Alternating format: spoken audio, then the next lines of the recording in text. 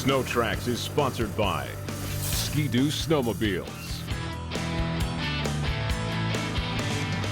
Yamaha, conquers snow, and by FXR Racing, full throttle addiction. The crew here at SnowTrax get to go to a lot of very unique and interesting places each season. And while we love a new destination, the truth is, there's no place like home. And for us, home is the Ontario Highlands. With a broad reach in eastern Ontario, this region spans from Haliburton, northeast to Pembroke, and south of Algonquin Park. It offers some of the most diverse riding terrain in all of Ontario and access to the nearly 30,000 kilometers of OFSC maintained trails. We've done many stories over the years on riding the Ontario Highlands, but there are two that I truly believe capture the essence of why we love this area so much. And the first is all about lakes.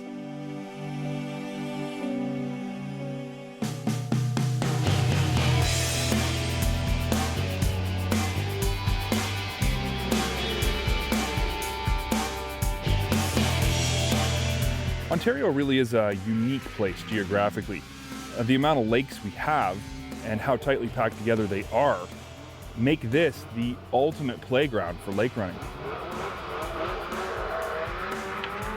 The other thing about it is that there's such a great trail system that intertwines between the lakes that if a lake is unsafe, you can choose not to run it, and there's definitely a way around it.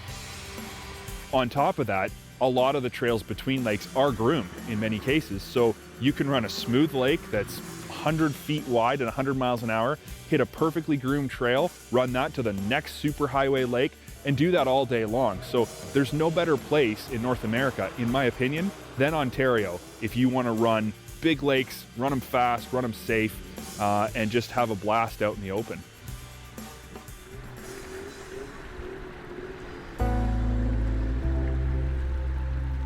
Researching the area you're going to ride is important because you might miss some unique places or epic scenery that could be right around the corner.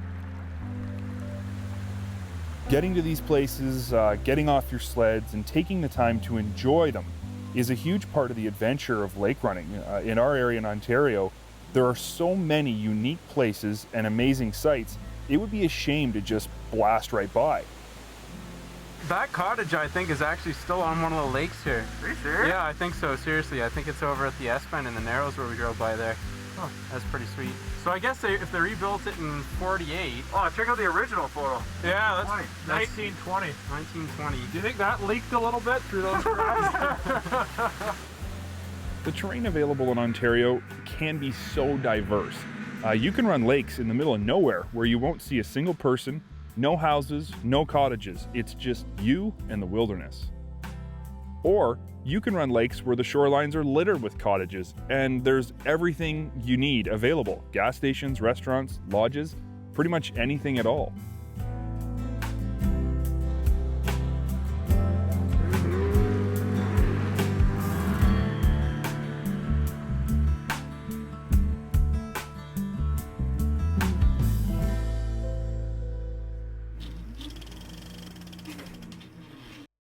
SnowTrax is sponsored by MBRP Performance Exhaust, lightweight performance. While the Ontario Highlands does offer incredible lake running, there's arguably the best trails in all of Ontario here as well, and enough of them to keep you not just riding for days, but weeks without seeing the same trail twice. When the average sledder thinks about riding in Northern Ontario, the route most commonly thought of to get to the trails is referred to as the Highway 11 corridor. It's the most direct route north from the largest population base in the GTA and the busiest border crossings from the US. It also ends at and takes you through some of the very best riding in Ontario. So it's no surprise many Southern riders or US sledders have never considered another route or region to ride in. The truth is, limiting yourself to this route north is keeping you from experiencing what we feel are some of the best, most well-kept, and most scenic trails in the entire province.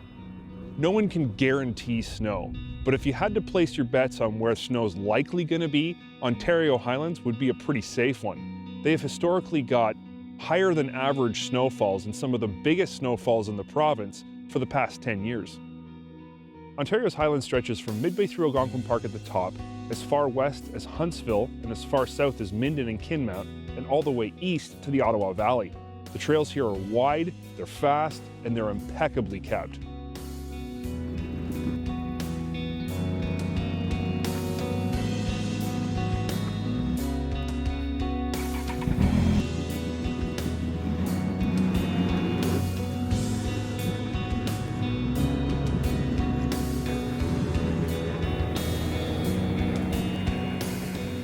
And the local clubs really are dedicated to a routine of making sure these trails are groomed to perfection, and we get an abundance of snow as well, so it's a very enjoyable ride. I really do enjoy riding on these trails. I really don't like riding on bumpy trails 90 miles in a day. The scenery up here is just beautiful, and it's really only a few hours from home, and when we get here, we enjoy the trails. We need to do this at least once a month. I know Harold likes to do it more, just so we don't go crazy.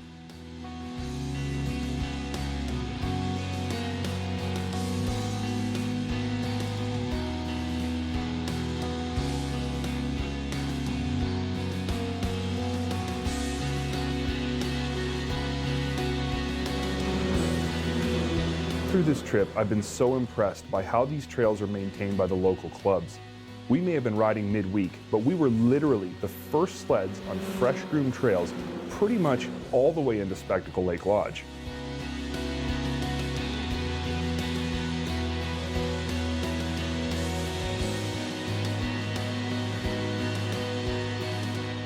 I've stayed at Spectacle Lake Lodge a few times in the past, and this place caters to pretty much any outdoor enthusiast, from skiers and snowshoers, hikers, ice fishermen, ATVers, and of course, us snowmobilers. If a rustic but nice atmosphere is what you're after, I'd say Spectacle Lodge is where you need to stay.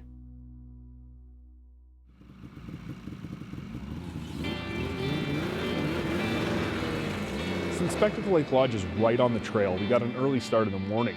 The route to Pembroke is only another 90 or 100 miles or so, and this section of the trip consists of more abandoned rail lines and logging roads with some bush trails mixed in. The trails in the Ontario Highlands regions are wide and fast. Signage is excellent, and the OFSC mapping of this area is also top-notch, so you never feel like you're lost or you don't know where you are. And this gives added confidence to riders unfamiliar with this area to know that they're not going to be lost or get lost on the trail or not know where they are at any time. In Pembroke, the trails are tighter with a mix of farmers' fields, rail lines, ditches, and typical bush trails. Signage around the town is also excellent, which is very important because there are physically more trails around town, so having adequate signage means you won't get lost on your way to the hotel. In Pembroke, we always stay at the Best Western for a couple reasons.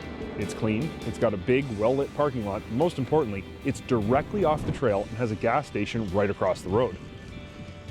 The ride from Barry's Bay to Pembroke was pretty easy, so we got in really good time mid-afternoon, and that gave us lots of time to get unpacked, cleaned up, and then get out for a decent dinner in town. Having grown up in Pembroke quite a few years ago, Pembroke has grown to embrace snowmobiling. It's a great town, restaurants, accommodation, everything you could possibly want. A real comfortable stop on your stay, particularly if you're going around Algonquin Park. Depending where you're arriving from, Pembroke could also be a great destination to start your trip from, in that you could do this same trip that we've done in reverse, including Whitney, doing any number of circles out of the Pembroke area.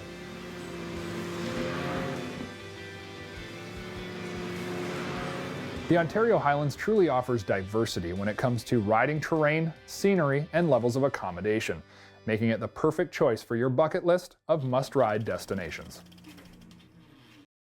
SnowTrax is sponsored by Snowmobile in Quebec.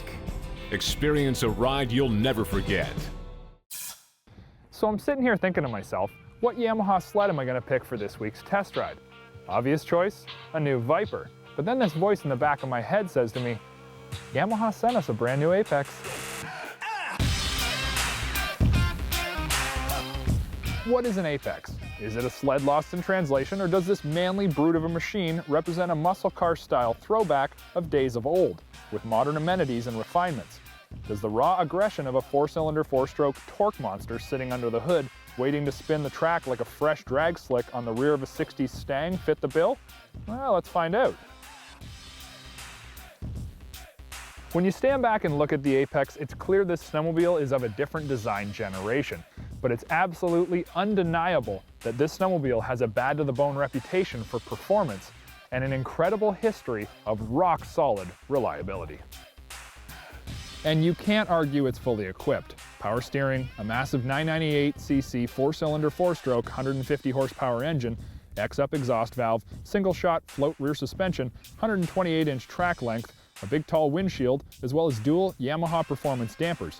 Yes, that rear hatch shock bolted to the rear of the sled, as well as one under the hood, are actually pretty cool pieces of technology that settle vibration in the chassis for a better, smoother ride. You gotta admit, it's pretty much at the Escalade level of standard equipment. So it's got lots of stuff, but does the sum of all parts truly make this a better snowmobile?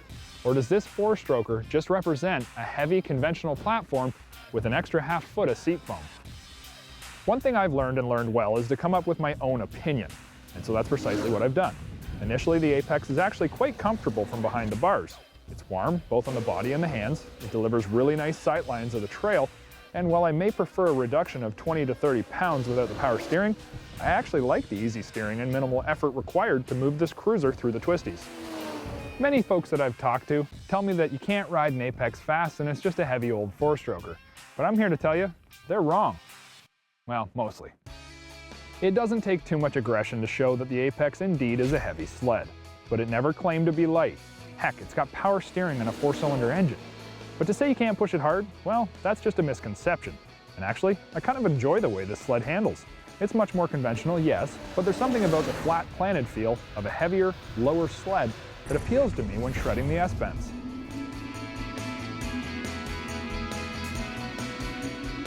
And when riding aggressive, there's something the rest of the industry can't even come close to.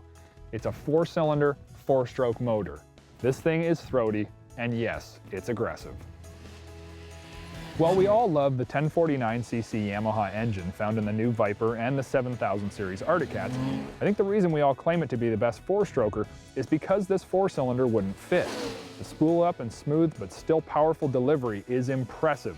No turbo, just torque, and loads of it. The 128-inch track sure helps keeping the Apex hooked up on the trail or the lake, but it's what's inside that track that's a totally different animal.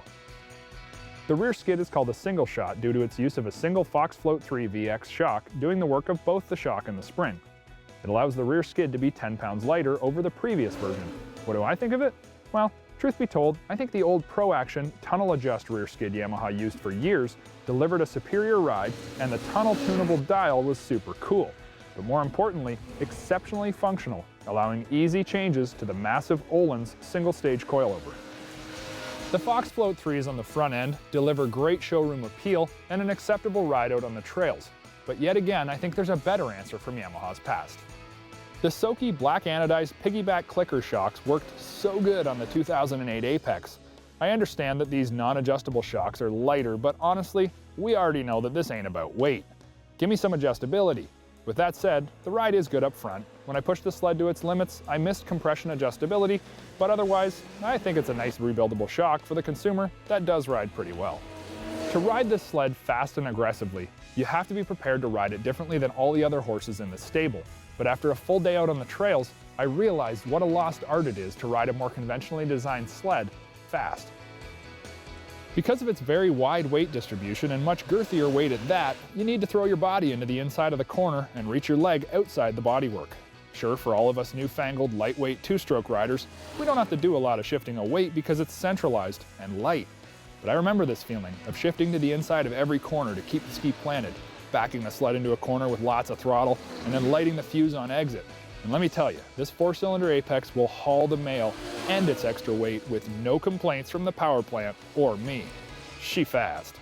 It's no surprise the Apex gets the short end of the stick in this industry. It's old school looking and it's old school design, and not even in the same zip code as those sleds fighting over the weight race. But once you get over all of those complaints and extra seat foam, the truth is it's a pretty dang good sled. And if your pocketbook can afford all of these extra features, you might just agree with me. SnowTrax is sponsored by Princess Auto, a unique world of equipment, tools, and more. Closed captioning of SnowTrax is sponsored by Triton Trailer, built for adventure. Arctic Cat has been highly successful at breaking into new segments in the snowmobile industry. On this week's test ride, we're going to get up close with the Arctic Cat XF 7000 CrossTour, what we consider to be the snowmobile equivalent of a pickup truck, and maybe the very first of its kind.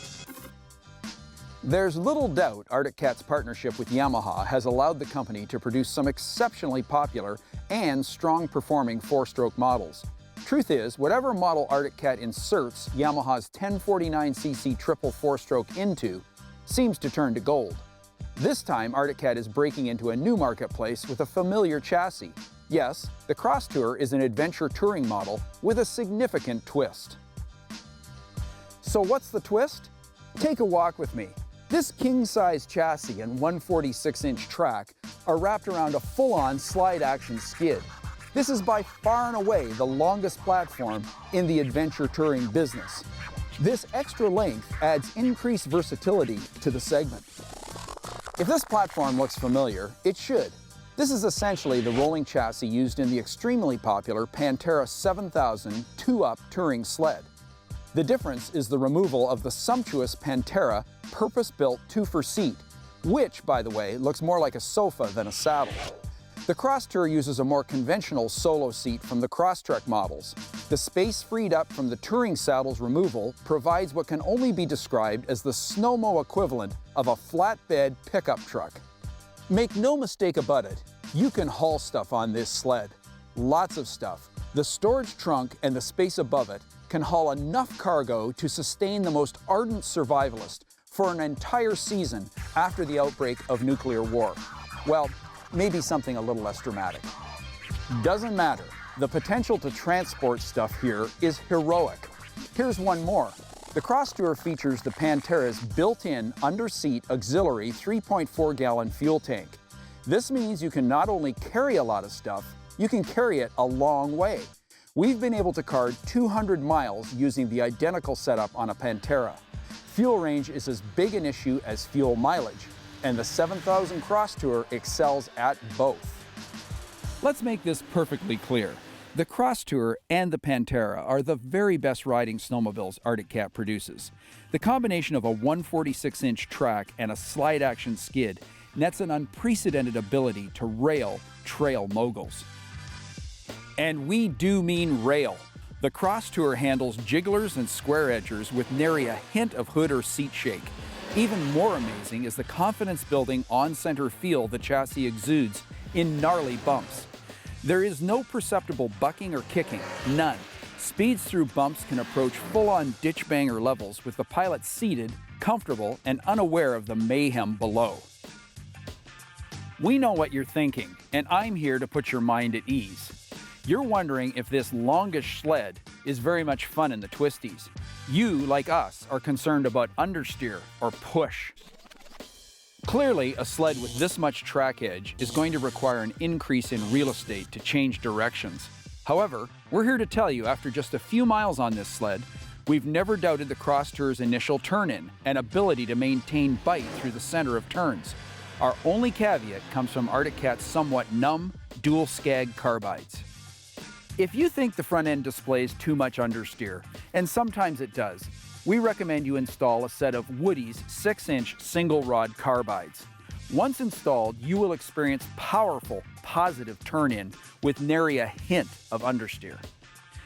With this much track under the CrossTour, even with a 4-stroke mill up front, the sled can be shot into deep, off-trail snow with abandon.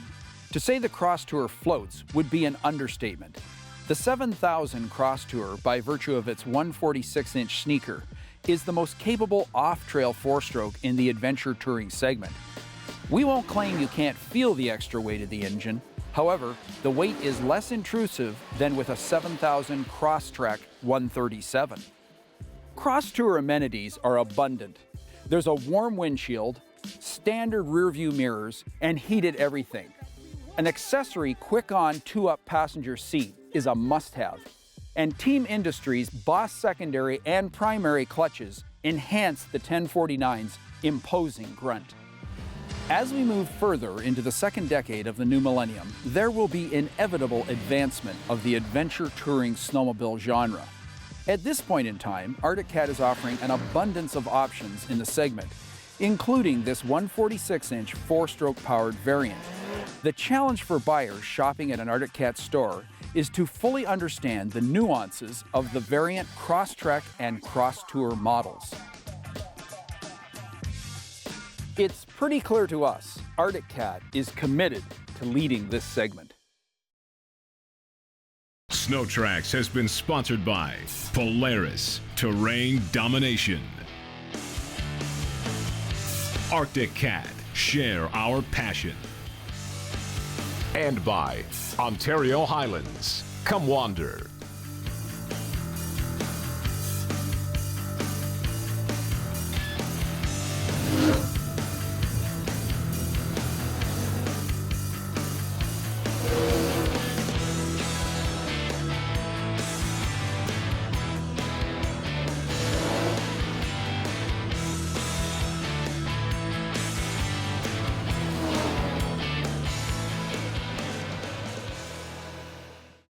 If you've enjoyed this video and would like to see more content from SnowTrax TV, click the like button and subscribe to the SnowTrax TV YouTube channel.